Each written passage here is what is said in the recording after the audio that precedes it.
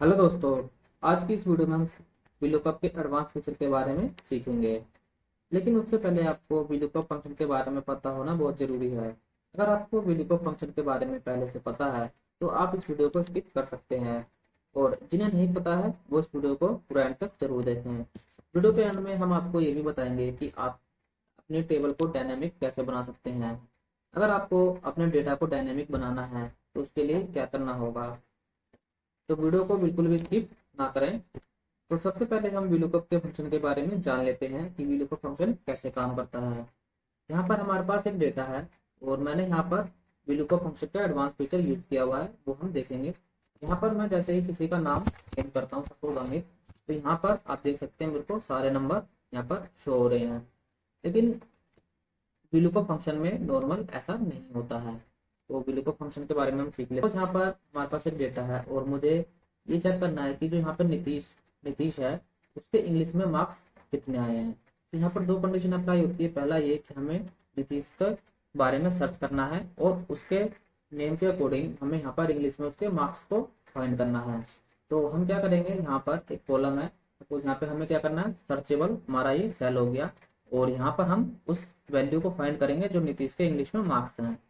तो सबसे पहले हम यहाँ पे यूज करेंगे VLOOKUP। यहाँ पर आपको टैब को प्रेस कर देना है, फॉर्मूला अप्लाई हो जाएगा। यहाँ पर एक पूछ रहा है लुकअप वैल्यू।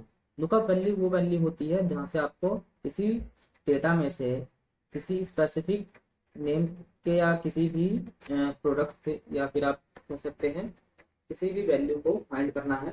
तो उस स्पेसिफिक वैल्यू को आपको सर्च करने के लिए एक सेल को डिफाइन करना होता है, वो हम लुकअप वैल्यू कहते हैं। यहाँ से आपको उस सेल को डिफाइन कर देना है। यहाँ पर हम जो भी वैल्यू सर्च करें वो हमें यहाँ पर फाइंड करके दे दे। तो यहाँ पर हम कोमा प्रेस करेंगे। तो उसके बाद पूछ रहा है टेबल एरे। आपको जो वैल्यू फाइंड करनी है वो आपको कहाँ से करनी है। तो हमारे पास एक टेबल है, डेटा है, यहाँ से हमें वैल्यू को फाइंड करना है। यहाँ से आपको टेबल को सिलेक्ट कर लेना है। यहाँ पर टेबल एरे लिखा हुआ है तो आपको सिर्फ टेबल सिलेक्ट करनी है, आपको हेडिंग्स सिलेक्ट नहीं करनी है। यहाँ पर ज़्यादातर लोग कंफ्यूज हो जाते हैं। तो यहाँ से मैं अपने डेटा को सिलेक्ट कर लूँगा। यहाँ से हमने अपने टेबल एरे को सिलेक्ट कर लिया है। उसके बाद कोमा प्रेस करेंगे। यहाँ से पूछ रहा है कॉलम इंडेक्स नंबर। दोस्तों ये बहुत इंपॉर्टेंट चीज़ है, कई बार ये भी कंफ्यूजन का कारण बन जाता है कि कॉलम इंडेक्स नंबर में आपको चाहिए क्या। अब हमारे पास यहाँ हमें नीतीश के इंग्लिश में मार्क्स चेक करने थे। तो यहाँ पे आपके जितने भी कॉलम्स हैं स्टार्टिंग से आपको गिनना है। सपोज नेम वाला कॉलम 1 हो गया, मैथ वाला 2, हिंदी 3, इंग्लिश 4 और साइंस 5। तो हमें जो चाहिए वो इंग्लिश की वैल्यूज चाहिए। तो इंग्लिश वाला जो कॉलम हो गया हमारा 4 नंबर पे आता है, तो हम यहाँ पर 4 टाइप कर देंगे। उसके बाद कोमा। अब यहाँ पर आपको एग्जैक्ट मैच चाहिए तो उसके लिए हम क्या करेंगे, 0 कर देंगे, ब्रैकेट क्लोज और एंटर। अब यहाँ पर नॉट एप्लीकेबल आ रहा है क्योंकि हमने यहाँ पर कोई वैल्यू सर्च नहीं की है, तो हम यहाँ पर लिख देंगे और एंटर। अब जैसे ही हमने एंटर किया आप देख सकते हैं यहाँ पर जो वैल्यू आ गई वो हमारी 92 आ गई है।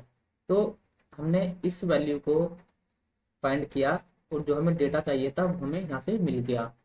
अब उसके बाद सपोज यहाँ से आप कॉलम इंडेक्स नंबर को चेंज कर देते हैं। सपोज यहाँ से मैं 2 कर देता हूँ, तो मैथ का कॉलम नंबर 2 है, यहाँ से मैं इसको 2 कर दूंगा और एंटर प्रेस कर दूंगा। तो यहाँ पर हमारे पास मैथ्स के नंबर आ जाएंगे।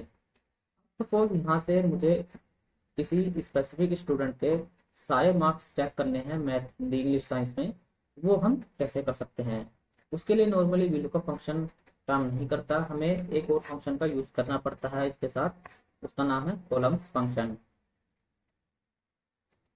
कॉलम्स फंक्शन की मदद से हम यहाँ पर ये सारे मार्क्स को चेक कर सकते हैं। सपोज आपके पास बहुत सारे हेडिंग्स हैं और उन सभी के हेडिंग्स को अगर लार्ज डेटा पे आपको ये फाइंड करना हो, किसी प्रोडक्ट को या किसी नेम को, किसी वैल्यू को, तो आप वो VLOOKUP फंक्शन की मदद से कर सकते हैं, VLOOKUP और कॉलम्स फंक्शन की मदद से। तो हम यहाँ पर कॉलम फंक्शन यूज करने वाले हैं। तो कॉलम फंक्शन कैसे काम करता है एक बार मैं आपको बता देता हूँ। यहाँ पर हम यूज करेंगे कॉलम। यहाँ पर दो फॉर्मूले आ रहे हैं, कॉलम और कॉलम, तो हमें यूज करना है कॉलम टैब। यहाँ पर आपसे पूछ रहा है एरे। एरे का मतलब ही दोस्तों ये होता है कि आपको कोई टेबल है, डेटा है, उसको सिलेक्ट करना है। तो यहाँ से जैसे मैं इस रो को सिलेक्ट कर लेता हूँ। तो अब ये क्या करेगा, कॉलम फंक्शन यहाँ पर जितनी हमने रो सेलेक्ट करी है, कॉलम सेलेक्ट करे हैं, तो ये कॉलम्स के नंबर्स को यहाँ पर बता देगा। यहाँ पर 4 कॉलम है, तो जैसे मैं एंटर करूँगा यहाँ पर 4 आ जाएगा। तो कॉलम फंक्शन में नंबर्स को बताता है कि कितने हमने नंबर सेलेक्ट किए हैं। इस फंक्शन को हम यूज करने वाले हैं यहाँ पर कॉलम इंडेक्स नंबर के जगह पे, क्योंकि हमें सारा खेल यहाँ पर इंडेक्स नंबर का है, क्योंकि जैसे जैसे हमारे नंबर चेंज होते हैं हमें वैल्यूज मिल जाती हैं। तो हम यहाँ पर कॉलम इंडेक्स नंबर की जगह पे कॉलम फंक्शन का यूज करने वाले हैं। तो आप इसको जरा ध्यान से देखिएगा। यहाँ से मैं इसको हटा देता हूँ और इसको यूज करता हूँ कॉलम कॉलम्स। ये आपको कॉलम्स टैब प्रेस करेंगे, यहाँ पर आपको टेबल को सिलेक्ट करना है एरे में। तो यहाँ पर आपको क्या करना है, आपको यहाँ पर हेडिंग सेलेक्ट करनी है, नेम और मैथ्स। यहाँ पर आपको सिर्फ और सिर्फ 2 हेडिंग को सिलेक्ट करना है। ऐसा किस लिए, ये हम अभी आगे बात करेंगे। उसके बाद यहाँ पर आपको ब्रैकेट को क्लोज कर देना है और एंटर प्रेस कर देंगे। अब देख सकते हैं कि कुछ भी चेंजेस नहीं हुआ है। तो मैं आपको दिखाता हूँ, यहाँ से हम इस फॉर्मूले को ड्रैग कर देंगे यहाँ तक। अब आप देख सकते हैं कि यहाँ पर जो वैल्यूज हैं क्या हो गई हैं, सारी वैल्यूज हमारी आ गई हैं। अब मैं आपको यहाँ पे दिखाऊं, आप देख सकते हैं कि कुछ यहाँ पर चेंजेस जो हैं वो कुछ गलत तरीके से शो कर रहे हैं। यहाँ पर जो हमारी टेबल थी वो टेबल यहाँ पर मूव होकर इस तरफ आ गई है, आप ये देख सकते हैं ग्रीन एरो। तो ये ऐसा क्यों हुआ, इसको हम ठीक कैसे कर सकते हैं। उसके लिए हम क्या करेंगे, यहाँ हम अपने मेन फॉर्मूले पर जाएंगे और अब हमें कुछ चीज़ें करनी है, वो आप ध्यान से देखिएगा। पहला कि जो आपकी फाइंड जो सर्चेबल वैल्यू है, जो यहाँ से आप किसी भी डेटा को सर्च करना चाहते हैं, तो उसको आपको क्या कर देना, फ्रीज कर देना। उसके लिए प्रेस करना है आपको कीबोर्ड में F4। यहाँ से हम इसको फ्रीज कर देंगे, ताकि जब हम इस फॉर्मूले को मूव करें तो ये जो सेल है वो यहीं पर फिक्स होना चाहिए। ठीक है, तो उससे हमने इसको फ्रीज कर दिया। उसके बाद जो आपकी टेबल है, जो आपका डेटा है, उसको भी आपको फ्रीज करना है ताकि वो मूव ना करे। जैसे कि अभी हमने दिखाया था आपको कि टेबल मूव हो रही थी, तो हम इसको यहाँ से फ्रीज कर देंगे। इसको फ्रीज करने के बाद यहाँ से इसको एंटर कर देता हूँ। अब हम यहाँ से इसको ड्रैग करेंगे, तो आप देख सकते हैं कि यहाँ पर जो वैल्यू आ गई वो सारी सेम आ गई। ऐसा क्यों हुआ, तो वो भी हम देख लेते हैं। अब यहाँ पर मैं आपको दिखा देता हूँ कि अब जो हमारा ये लुकअप वैल्यू थी ये हमारी फ्रीज हो गई, एकदम सही है। हमारा टेबल था, टेबल एरे, वो भी एकदम करेक्ट जगह पर है, सेम है। यहाँ पर हम देख सकते हैं ग्रीन एरो डाउन शो हो रहा है। लेकिन फिर हमारी वैल्यू गलत क्यों आई, वो इसलिए क्योंकि जो हमने कॉलम फंक्शन यूज किया, यहाँ पर आप देख सकते हैं कि जो कॉलम फंक्शन है ये रेड में, यहाँ पर्पल में, ये हमारा यहाँ से मूव हो चुका है। तो हमें क्या करना है कि यहाँ पर जो नेम वाला हमारा एक कॉलम है, यहाँ पर B1 सेल, इसको हमें क्या करना है, फ्रीज करना है, जिससे कि हमारा सेल फ्रीज हो जाए और बाकी जो दूसरे सेल्स है वो हमारे मूव होते रहे। तो उसके अकॉर्डिंग हमें यहाँ पे अलग अलग जो हमारा डेटा है एक्चुअल वो शो हो जाए। तो उसके लिए हम क्या करेंगे, यहाँ पर इस A1 जो हमारा फर्स्ट सेल है, इसको यहाँ पर आपको क्या करना है, F4 से फ्रीज कर देना है। और जो दूसरा आपका सेल है वो आपको क्या करना है, यहाँ पर जो मैथ वाला है इसको आपको मूव करना है, ताकि अलग अलग वैल्यू को यहाँ पर शो कर दे। प्रेस कर देंगे। इसके बाद अब हम इसको यहाँ से ड्रैग करेंगे, तो आप देख सकते हैं जो वैल्यू है नीतीश की, वो आप मैच कर सकते हैं, यहाँ से बिल्कुल एग्जैक्ट सेम शो हो रही है। अब आप यहाँ पर कोई भी नाम लिखते हैं, सपोज यहाँ पे मैं दीपक देता हूँ, तो ये वैल्यू जो दीपक की है आप यहाँ पर देख सकते हैं एग्जैक्ट सेम है। इस तरह से आप जितने भी कॉलम हैं, आपके पास सपोज 10-12 कॉलम हैं और आपको किसी इनवॉइसेस हैं आपके या डेटा कोई है, उसके डेटा के नेम के हिसाब से आपको सारी डिटेल्स फाइंड करनी है, तो आप VLOOKUP प्लस कॉलम फंक्शन का यूज कर सकते हैं। अब मैंने आपको कहा था कि हम डायनामिक टेबल के बारे में बात करेंगे। तो दोस्तों डायनामिक कैसे होता है, सपोज मैं यहाँ पर कोई डेटा में कुछ ऐड कर देता हूँ। यहाँ पर मैंने एक नेम ऐड कर दिया, सपोज अरुण, और यहाँ पर कुछ मार्क्स हमने यहाँ पर दे दिए। अब हम क्या करेंगे, यहाँ पर हमने कुछ ऐड किया और यहाँ पर मैं लिखता हूँ। तो आप देख सकते हैं जैसे कि ये जब अरुण मैंने वैल्यू लिखी तो यहाँ पर सारा नॉट एप्लीकेबल आ गया है। क्यों? क्योंकि जो हमने टेबल सेलेक्ट करी थी यहाँ पर, ये जो हमारी टेबल एरे थी, टेबल एरे की जो लिमिट थी वो सिर्फ यहाँ तक थी। उसके बाद जो हमने डेटा ऐड किया वो उसने उसको सिलेक्ट नहीं किया। तो अब सपोज आपके पास डेटा बार बार ऐड होता है तो उसके लिए हम डायनेमिक टेबल का यूज करते हैं। तो हमें क्या करना होगा, मैं इसको ये कर देता हूँ और यहाँ से इसको मैं रिमूव कर देता हूँ।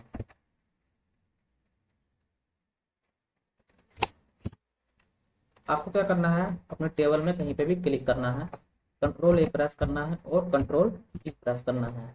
यहाँ से आपको ये आपकी जो टेबल है वो एक डायनेमिक टेबल में कन्वर्ट हो जाएगी एंटर आप प्रेस करते जैसे ही। अब यहाँ पर आपको कुछ टेबल के फॉर्मेट शो हो जाएंगे, वो आप अपने अकॉर्डिंग सेलेक्ट कर सकते हैं। अब यहाँ पर क्या होगा कि आप सपोज कोई भी डेटा यहाँ पर ऐड करते हैं, और अरुण मैंने यहाँ पर ऐड किया और यहाँ पर कभी माँ दे दिए,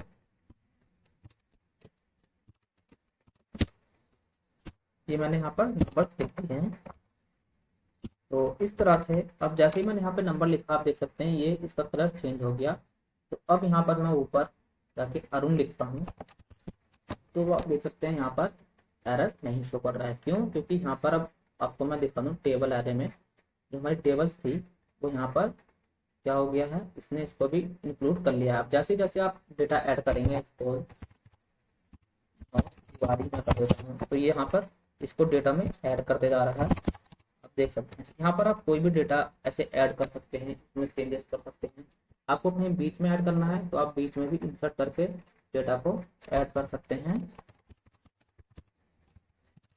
तो ये यहाँ पर ऐड हो जाएगा और आपको कुछ नंबर सर्च करने हैं। सपोज मैं आपको दिखा देता हूँ, यहाँ पर ऐड करने के बाद हमने जैसे यहाँ पर बोर्ड लिखा है तो उसके बाद हम यहाँ पे जाएंगे ऊपर और यहाँ पर लिखेंगे राहुल को। मैं एंटर करूंगा, यहाँ पर एरर आ रहा है। एरर इसलिए आ रहा है शायद हमने कहीं पे स्पेलिंग में कुछ एरर किया है तो इस वजह से यहाँ पर स्पेलिंग एरर है। तो यहाँ मैं इसको जैसे ही मैंने राहुल गौड़ का नाम लिखा है यहाँ पर आप देख सकते हैं जो हमारी टेबल है उसने इसको एक्सेप्ट कर लिया है फॉर्मूले ने। तो इस तरह से आप डायनेमिक टेबल क्रिएट करके अपने जो डेटा है उसको डायनेमिक बना सकते हैं और ये बहुत ही ईजी हो जाता है किसी भी आप अपने टेबल को या डेटा को मैनेज करना। तो इस तरह से आप अपने VLOOKUP फंक्शन की मदद से और कॉलम फंक्शन की मदद से मल्टीपल वैल्यूज को लुकअप कर सकते हैं। एक्चुअल में ये दो फंक्शन की मदद से आप मल्टीपल वैल्यूज को लुकअप करते हैं और नॉर्मल VLOOKUP से आप सिर्फ सिंगल वैल्यू को लुकअप कर सकते हैं। तो दोस्तों अगर ये वीडियो आपको पसंद आई हो तो वीडियो को लाइक कर दें और चैनल पर नए हैं तो हमारे चैनल को सब्सक्राइब करके बेल आइकन को प्रेस करना ना भूलें और अपने दोस्तों के साथ इस वीडियो को ज़्यादा से ज़्यादा शेयर करें।